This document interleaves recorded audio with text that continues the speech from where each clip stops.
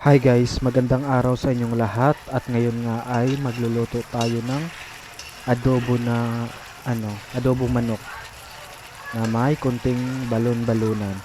Yan guys, actually guys, yan pala ay paluto na. Yan, halo-haloin lang siya. Gusto ko kasi yung adobo na na medyo tuyo siya guys. Tapos basta yung sticky siya, ganun. Yun yung gusto ko. At ito yung simula, medyo nasunog na yung na yung mantika.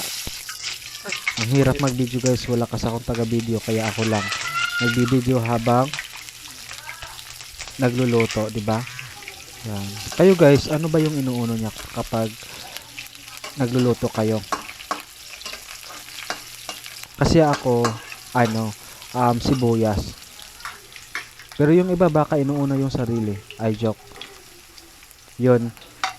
Pag ako nagluluto, inuuna ko yung sibuyas tapos pangalawa na yung bawang. Tas yan, ilalagay na natin yung balunan. Yan, halo-haloin lang guys. Actually guys, ang ganda niyang ang ganda ng kawali ko kasi hindi talaga siya dumidikit guys. Kahit anong lutuin nyo guys, sobrang ganda, hindi siya dumidikit. Yan, tapos isunod na natin yung manok na binili natin. Yan, di ba? Di ko alam pero ako lang talaga yung guys, ako lang yung gumagawa niya na adobong manok na may balon-balonan. Wala, sarili kong version, bakit ba?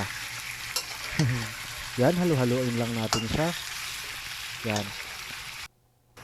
Yan, tapos yan, kumukulo na. Kasi nailagay na natin kanina yung yung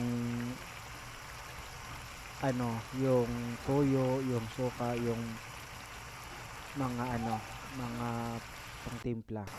Tapos nilagyan na rin natin siya ng laurel. Diba? Yan, halo-haloin lang natin siya guys. Kasi gusto